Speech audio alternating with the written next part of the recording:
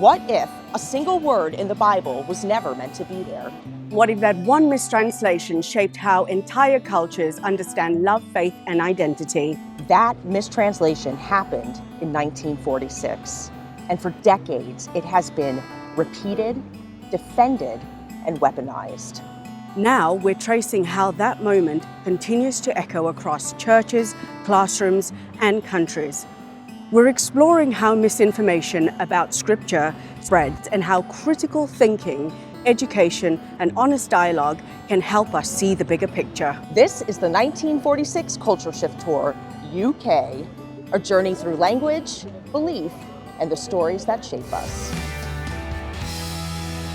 In this episode of the 1946 Culture Shift Tour, UK, we're talking about history, education, and why remembering the past is essential to protecting the future. We're joined by Lynne Nicholls, Chair of Trustees for Schools Out, one of the leading voices behind LGBTQ+ History Month here in the United Kingdom. Lynne takes us inside the origins of Schools Out, the lasting impact of Section 28, and how LGBTQ+ History Month became a national movement rooted in visibility, safety, and truth. We also talk about this year's LGBTQ+ History Month theme, the current state of LGBTQ+ rights here in the United Kingdom, and the role education and faith communities play in shaping that culture. If you've ever wondered why history matters, how stories can save lives, or what it takes to keep progress from slipping away, this conversation is for you. So before we get started, Lynne, welcome. Thank you so much for joining us on this Culture Shift Tour. We've been really excited to have you as one of our special guests. So before we kick off, I think a nice way to introduce our UK audience, and also we have people that listen to the podcast abroad. Maybe we could start with you just telling us a little bit about who you are, a little bit about your background, our connection if you want to, and also your connection with 1946. Excellent. Oh, no, it's quite a lot then. So my name's Lynne Nicholls. I am based in London now, but originally from Yorkshire and a proud person from Yorkshire. And I grew up in a city to start off with, then a small village, and then moved to the capital city, which was quite a change from the small village that I lived in and grew up in. I work now across the education and the housing sectors, do a hybrid role of different jobs, and I do a lot of LGBT plus activism and advocacy work. And 19, just the amazing film and the whole project kind of was in before it was a film. And actually, I have to say, you brought me into this, Josie. You brought me straight through to this, and said, Lynne, there's this amazing thing. And you rang me up and went, I'm so excited. And I was like, really? They're going to do something on this? And it was so close to my heart as a Christian and had a roller coaster of journey with Christianity. It was really important. So I did some of the early kind of community events, and we did also some of the help towards the film. And it was amazing to go to to be able to go to the South Bank Centre and see the film and just see it on its premiere was just phenomenal, and the impact it's going to have. And although the film is based in America and quite specific, and the UK faith, I was going to say environment, but faith area is quite different. There's still so much from that film that can be applied, and so much context from that film that can really help the situation within the UK. So I suppose that's not about me, that's about my link to the film, but it was such a passionate project, and just such genuine stories, and it built a real community around it. And I think that's a teller of these podcasts going forward as well, to have such a brilliant community. Yeah, that's all I wanted to say. Thank you so much. And then I suppose the follow on from that really is having you here in the capacity to talk about next month, which is obviously a very exciting month for us here as queer people in the UK. Maybe you could tell the listeners a little bit about, and for those who are not familiar with Schools Out and LGBT History Month. Schools Out is this phenomenal charity that started 50 plus years ago, and it wasn't a charity then. It started from the unions. So they have unions in the UK. They're kind of labour unions. If you're abroad, they might be called something else. And it started off with a group of lesbian and gay people from those unions as a social group originally. But a little way into their journey, they became an activism group and fundamentally became what was became Schools Out. Now, that change came because John Warburton was a teacher at the time at a further education college, and they had attended a Pride, I would say, rally, because they weren't marches in the same way they are now. And one of the students had seen him at that rally and then raised it in their lesson, and he didn't deny it. He said, yes, I was there. That went round the whole college really quickly. And what happened after that was that he was brought into the office and said, we won't renew your contract unless you don't say anything about your sexuality. So we're not going to renew your contract unless you do that. So what happened then is a petition went round this social group of teachers to really advocate for John Warburton not losing his job, because obviously he didn't want to sign that and he didn't want to have to not disclose who he was. So that was kind of the first of the activism, and they wrote letters and everything. Sadly, he refused to sign his contract and he did lose his job, which was in effect lost because of his sexuality. And there's a film that kind of talks about it a little bit, and there's a little pamphlet about John Warburton.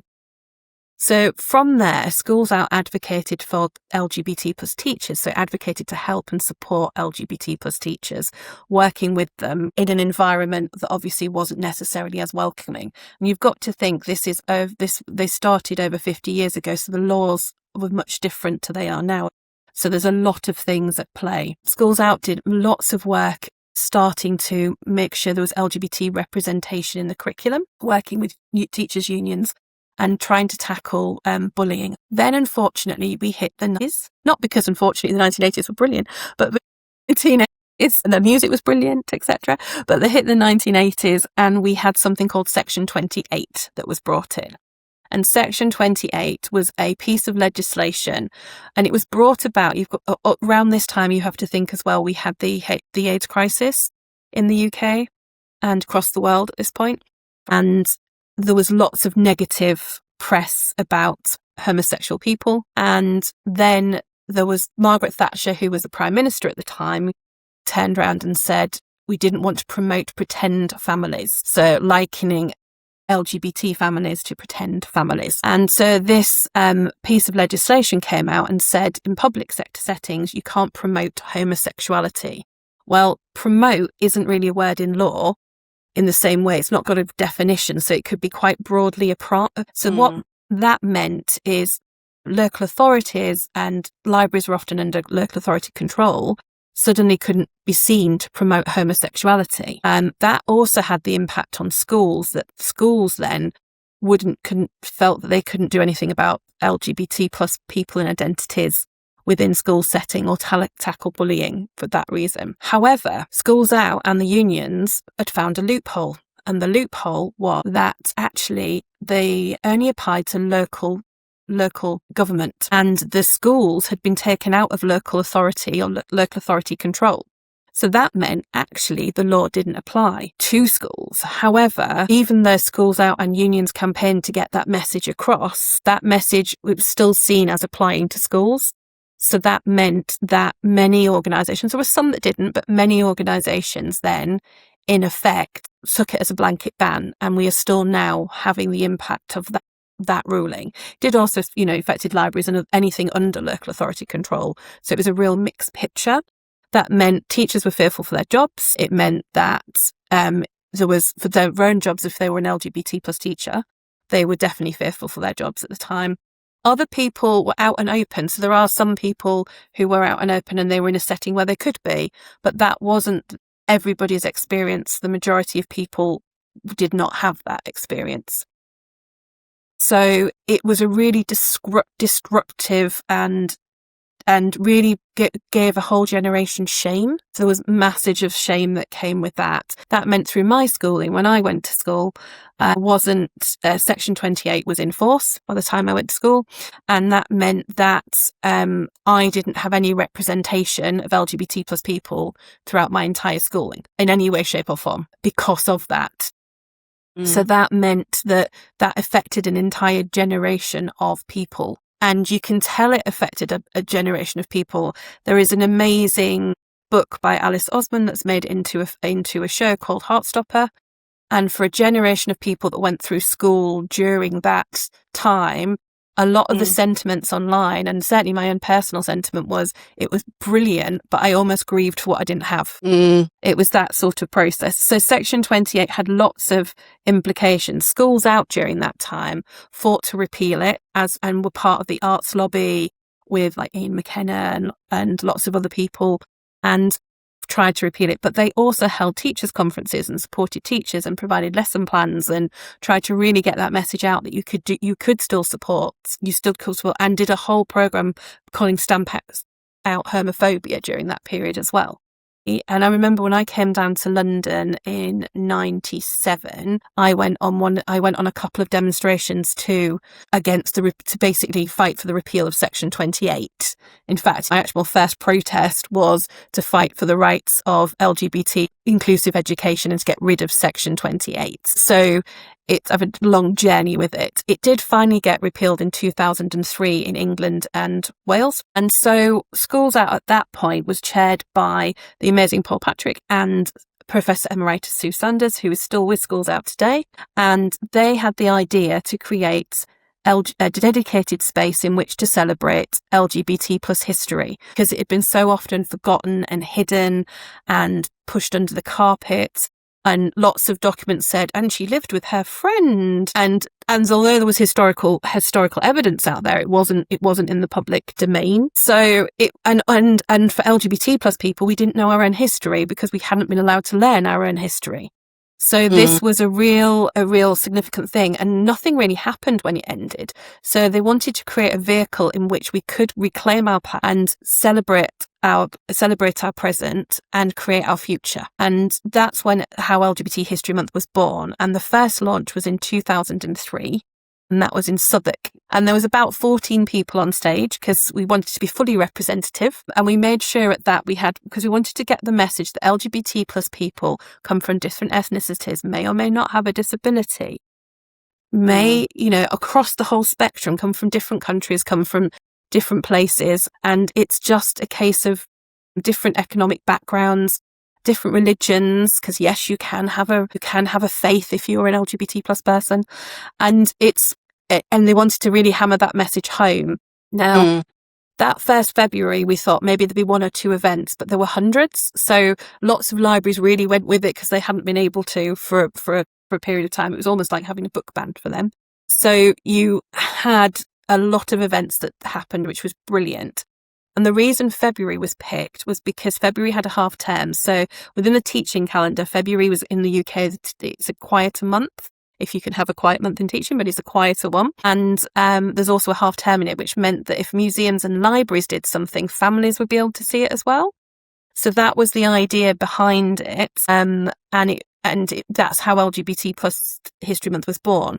Also, Section 28 was due to be repealed originally in the February. So that is why LGBT History Month is in February. And then each year we kind of do resources and do things. We provide free resources for education settings, do a launch every February at some amazing places. But that's kind of part of Schools Out work. So Schools Out, as we said, developed from this social group into this supporting teachers and providing educational materials. And then at the time when websites were just up and running, we provided free educational resources, free lesson plans, before many other organisations that do that now kind of had started that journey. And we still run LGBT History Month today. So it has developed and evolved. So we tried to give a theme that was related to the curriculum, but also that other companies and organisations could take part in. So we've had multiple themes. We didn't have a theme originally because at the beginning it was who could we find that was historical and LGBT plus. And as it's grown over the time, so we had quite a few years with the Olympics coming to the UK as being sport. And that was really hard to find people in sport that were LGBT plus and openly out historic. Exactly. And this is historically as well, because we're looking at historical figures rather than modern day. So even hard challenging. And so we stick originally to curriculum subjects, and then we moved to having broader subjects. So we had subjects like Under the Scope, which looked at people who worked in the medical profession. And kind of that meant you could also look at Under the Scope at our identities and our lives. So that meant that was a broader topic. We did ones topic which was Behind the Lens, which was all about people working within the film and TV industry, but not necessarily, in fact, I think we might have finished Rocky in that one, not necessarily people who were actors and actresses, so people that were less well known. And it coincided with a ramping up and changing of rights. Rights had been going really well for us and getting better and better in the UK.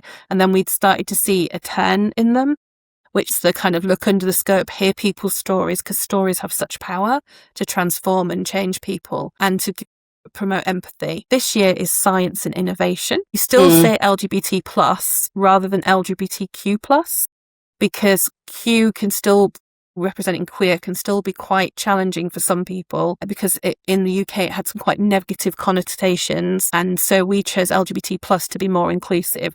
We don't mind how other people choose to interpret it and what acronym they use, but we've always been, as I say, inclusive. So we have 5 people we represent on the different themes. Then we have our 5 people who we talk about for LGBT History Month each year, which is amazing. And then we produce free resources for everybody, hoping that they will celebrate and do something in their setting.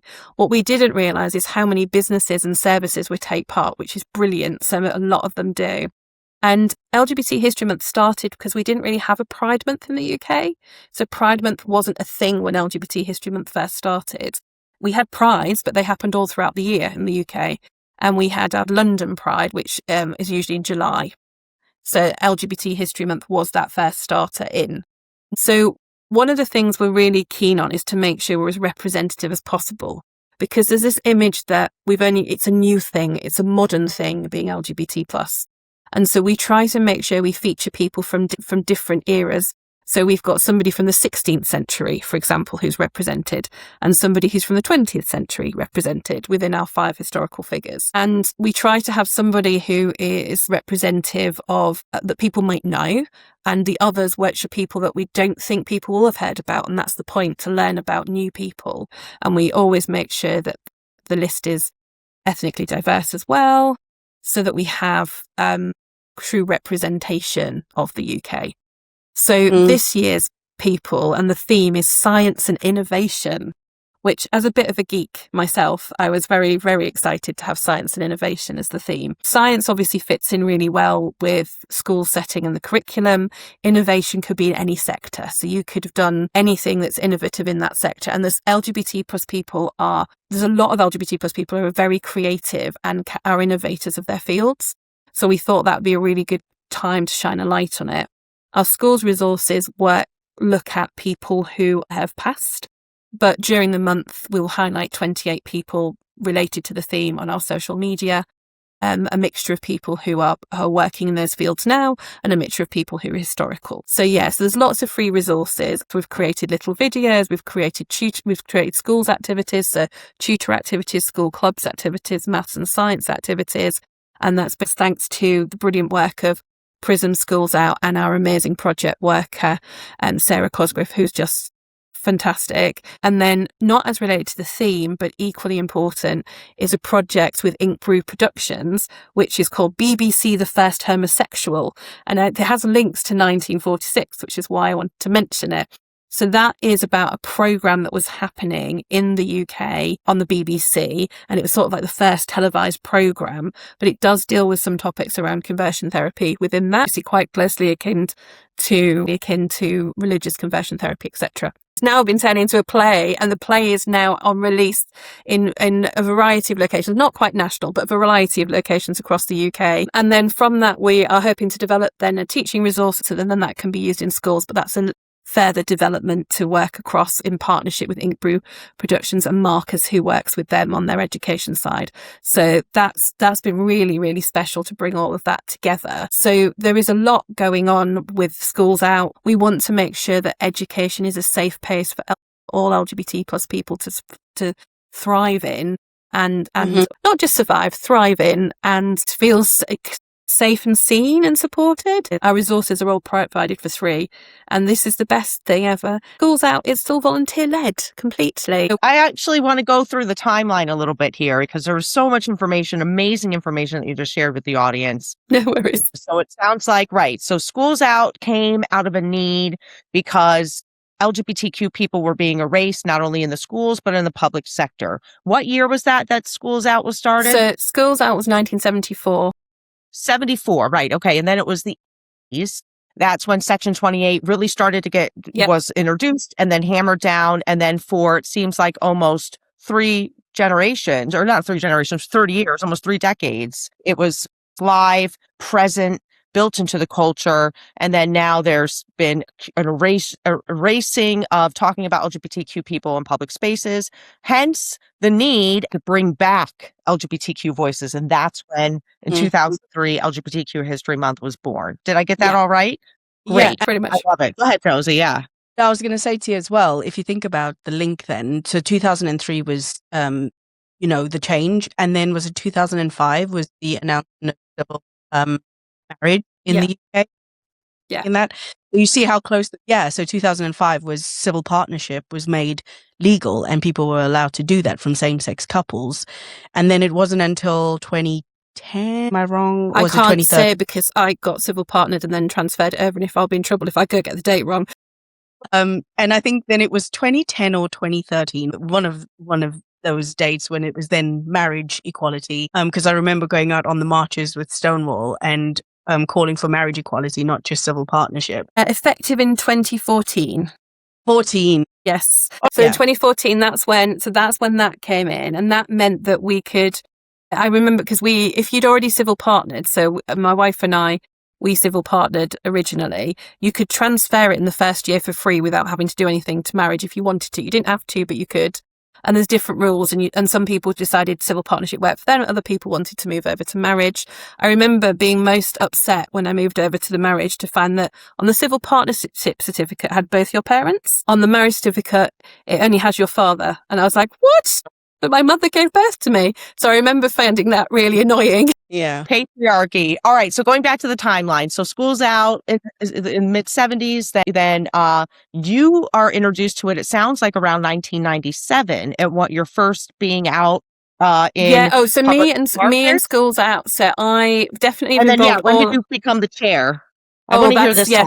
So so the march was completely separate because it was before I knew about Schools Out. So the march was just something I'd gone on because I felt passionate about it. And then I'd worked in Southwark. I was very much heavily involved I set up my first staff network when I was in my early 20s, when I was about 20. I would say as well, just for the audience, Southwark is a borough in London. Yes. It's just so that people know. Exactly. So I was working in housing in Southwark. So I remember I helped found the Southwark LGBT network for staff at Southwark Council at that point. I'd also joined the Pink Singers when it was at university. Pink Singers is the oldest LGBT plus choir across Europe. And that was like my family. I was so grateful to have found them. So they as an organisation, it's a singing organisation. So they produce concerts. They're amazing. And I got to sing across Europe and was very heavily involved with them, which meant we crossed over with LGBT History Month because we used to go and sing at some of their launch events and things. So that was kind of a crossover at that point. And so I did some bits and pieces for Schools Out, but wasn't part of their sort of committee or anything along those lines. And then it must have been 6 or 7 years ago when I went to a conference and I was persuaded to come on board, and I was really excited to come on board and kind of work with Schools Out. And then I ended up, during that period of time, ended up becoming the chair of trustees. And so I co-run the charity with Sue, who's the CEO. Well, so since you've been with the organization now for so long and you've seen, I'm sure, so many different changes, what's been the change in the environment throughout the UK as your organization grows, your resources grow? Has it been positive, and then is it on a downward slide, or is it all just positive? It's a real mixture. So we had the pandemic to contend with. So that was pivoting everything online for a small charity. All of us finding our feet, doing a launch virtually from the British Museum, which was amazing. And thanks to Dan Vo, who really helped that one through. And that was a real transition, and a real transition into webinars. And that was great because that meant actually we could do a bit more. So that meant we could do more than we were doing before because it prompted the use of tech, which wasn't being used. So that prompted us to be able to do teaching webinars, although the volunteers are split across the country, it meant we didn't have the travel costs of going to places in person. So that was a real change. We also work internationally in the sense that we've helped support and create other LGBT plus history months, and we've helped and support educators in other areas through outreach work in different ways. But what we did notice is there was a shift. So, for example, Poland introduced a law very similar to Section 28, but went further. It was almost like we'd exported that law, and that meant in Poland it wasn't just about banning it in education sessions; it's about banning it on TV and in other areas. And then you had quite a lot of other countries within Europe following that same pattern. Then you had Russia then clamping down on LGBT plus people and changing the way they dealt with and getting progressively regressive on rights. Whereas you had other countries such as Malta, like going from zero to hero really quickly, and they've got the best LGBT plus rights across Europe. So there's been such a positive and negative, but it feels like the kind of 97 to the early, even to 2019, pre-pandemic, I'd say, was better. But then we started seeing in the press anti-trans rhetoric nearly every Sunday.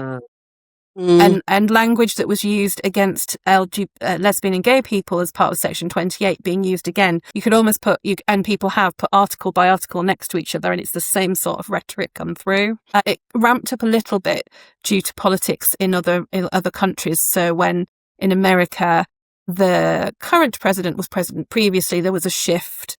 And then it kind of calmed down again for a period of time. And now again, we're seeing a complete onslaught. So yeah. There's definitely been, we're working in it. So we're now almost back in some places, we're so much further along. In other places, we're almost back to square one, having to encourage teachers, to talk about LGBT plus people. We use the word usualize rather than normal or normalize. So usualize is a word Sue coined, and we use that word to kind of usualize LGBT plus people in all of our diversity. And the work that we do is very much about saying what LGBT plus people have done and who they are. And it's great now because there are other education organisations that have come on board that do phenomenal work, like Pop and Ollie, like diversity role models, like the Proud Trust, like Just Like Us, and diverse educators. And there are many more, like Pride and Progress and Pride in Education, that have now come along. No, I was just going to ask, Lynne. So, I mean, you covered a lot of the shift that's happening and currently ongoing, and it continues. I wondered your opinion on, do you think the Church of England has played a role in these shifts at all, or what is your opinion on that? I think a lot of the shifts have been elsewhere, but I think at the moment I'm very angry with the Church of England for backsliding on. So in context with my non-education work, I've had a roller coaster ride with my faith journey, and took me many, many years to find a safe faith space. And and it's been a very challenging journey through that. And for me to be myself as an individual, I had to separate myself from my religion to start off with to survive. And then I had to accept who I was. And then I had to then move through then finding my faith again. And I was fortunate because my university had a chaplaincy group that was really, in fact, there's a lot of LGBT people in it, so it was really inclusive and supportive. And I didn't realise how rare that was. And that was in kind of 98, that 98 to 2000s, kind of really positive. But once moving out of that environment, trying to find a safe space to worship or talk about Christianity in any way, shape or form, there wasn't one. And there was lots of churches who appeared fine at first, and then they would try to change you, or they would not allow you to join various groups. So there was all sorts of changes for there. And given you'd already been through a section where people were trying to convert you away from who you are, that was really challenging anyway. So it took me a long time. And then I found one, and I walked into the door, and what was different about it was that the canon, because it's got a canon rather than reverend, the canon Church of England was so welcoming, and also just outrightly apologised for the way the church had treated LGBT plus people, which really was an indicator it was a safe space for me. For the first 3 services, I just cried. I went there and cried. And it was such a sort of relief the space as well is really inclusive of all different diversity, and it's a real kind of safe space and a safe haven. But within the Church of England itself, there was a whole piece of work that was looking like there would be something akin to blessings, it kind of marriage, but akin to blessings within Church of England. And then they've backpedaled on that recently, which has caused a lot of harm to the LGBT plus community. And there's a lot of campaigning work now to try and get the Church of England to change its position. There's also a brilliant project that's been done called Creating Sanctuary, which was a tool to get churches to speak together. And we've also had phenomenal things happen, like the Baptist Union in allowing LGBT plus people to be affirming and study to be ministers, which is amazing. But as much of the shifts and movements and changes that you've had the backlash as well. And the backlash has come in various different guises. The Church of England, you've got to remember, because of colonialism, the Church of England is in a lot of places out in other countries. And in order to keep the Church of England together, there's been a lot of compromises on progression in different areas. And it's trying to balance lots of different cultures, lots of different opinions together. Whereas other churches are more conservative by nature, and the denominations are more conservative by nature. So they're on their own journey or not on a journey at all.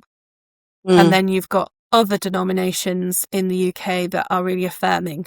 So there are different places. There's a good resource called Open Table, which also enables you to look for kind of inclusive church spaces. And Lynne, did you want to mention a little bit about One Body, One Faith at all? Did you want to speak about that? That's who I was trying to think the name of, One Body, One Faith. The One Body, One Faith also are an amazing organisation, and that's where you can actually check if is an inclusive church there.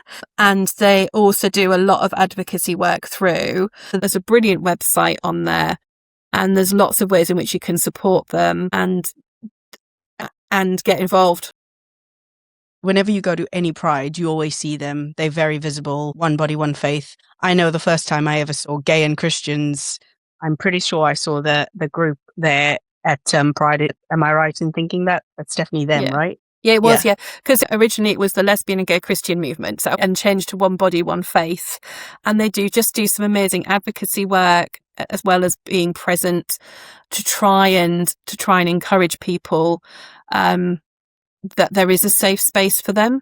But I just wanted to lean into this, I guess, kind of is asking you what you would want young LGBTQ plus people, educators or allies, what would you want them to take away from this conversation today? What I want people to understand is how important it is to have a safe home and a place where you can belong, how important it is to have an education, because without that you can survive through. And not just survive through, thrive in. But for so many LGBT plus people, they don't have a home because LGBT plus homeless rates are through the roof. They don't have an education space that's safe. So they're not having the same chance to attain and develop within their spaces. So you're taking out those primary needs of people. And then they might have family who don't.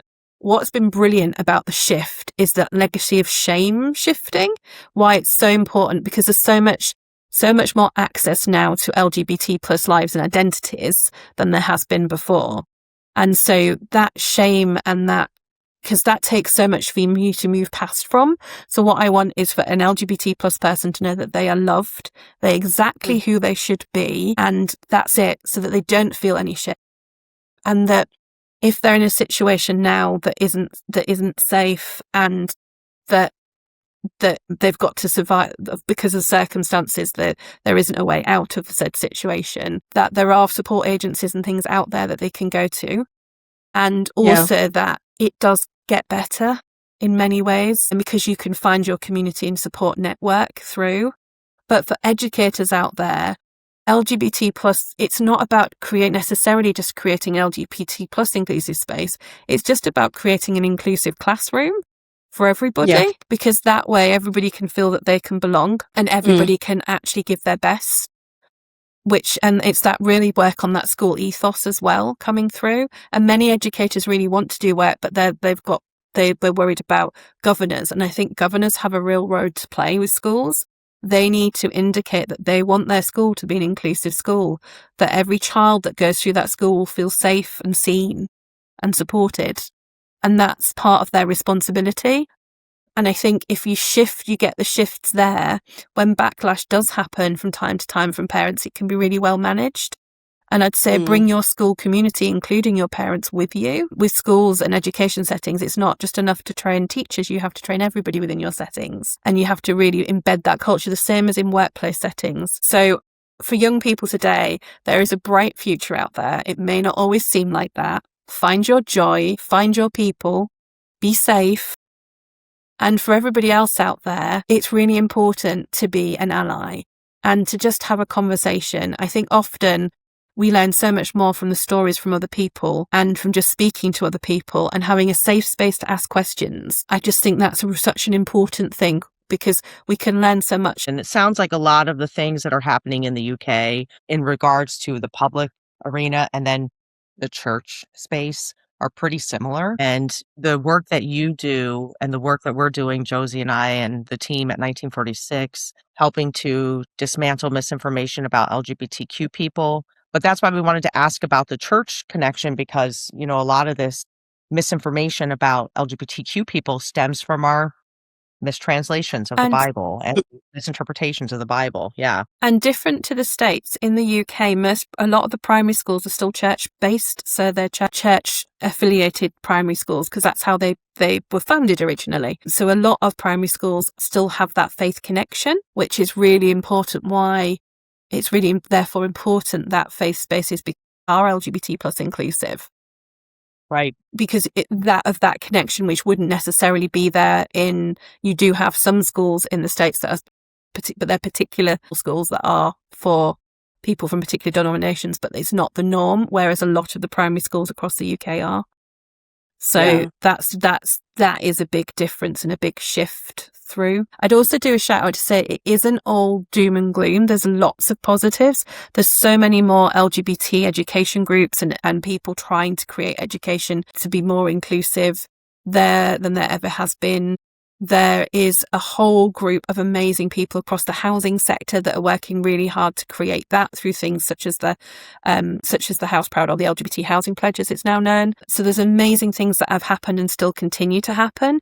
And sometimes I think the media can skew. If you just read what was in the papers, you would get a very different impression for what's happening on the ground for everybody.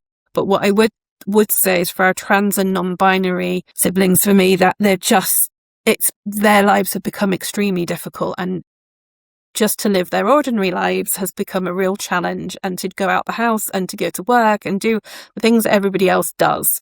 So I would say it really varies across the community, your experience, depending on how you identify.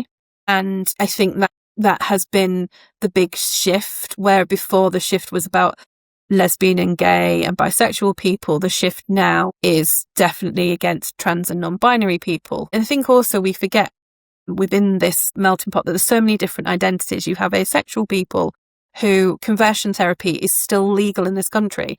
Now, conversion therapy doesn't just affect people for religious reasons, it affects people who are asexual as well. Absolutely. I mean, we're in a negative space, but also, like you said, there's a lot of positives happening. A lot of advocacy, a lot of positive change that's happening, and people may or may not see that, but it is happening, and it's really good to hear that from you as well, particularly as you do meet lots of people in sort of the advocacy work that you do. So, Lynne, it's been a really fruitful conversation, really interesting, and just hearing all the stuff that's going on and what Schools Out has been doing. I don't know if you heard earlier, I did say I was wearing your badge. Thank you. This might be a tough question for Lynne, especially working in the housing sector. Yeah. I don't know if you've obviously had a chance to listen to any of the episodes just yet, but the theme song is by Mariana, who just so happens to be Rocky's cousin. And we chose this song specifically because it's called Home. And obviously it means something different to everybody. And we like to sort of end our podcast by asking you the question about what does home mean to you? And where do you find home? Oh, so you don't want me to cry at all. Thanks for that, Jess. No, it's sort of like Rob came up with this question. I know when she asked me, oh my God. Yeah, it's a brilliant one. I find I find home in my relationship with my amazing wife, Annie. I have to say, and within our chosen family and biological family, that's definitely a source of home for me. It's interesting because my sources of home have changed. There was a source of home at university, which very much was the chaplaincy and Pink Singers. There was definitely then there was and my home as in together. So that really does vary, that sense of home. But it's that sense of safety and that sense of just being able to be you and just being a safe space to be able to just be you. That's beautiful. Thank you. Thanks, Lynne. Thank you. That's a beautiful ending to a very fruitful and wonderful conversation today. So, all right. Well, we're going to end it there. And thank you so much for your time, for joining us, for all of the work, amazing work you do. We will tag everything in the show notes below to make sure everybody can find out who you are. People can buy a badge where they can donate to the cause and learn more about the amazing LGBTQ History Month and the work you're doing at Schools Out. Thank you very much. There's a way to escape from this pain. You don't have to fall away. You don't have to learn to stay.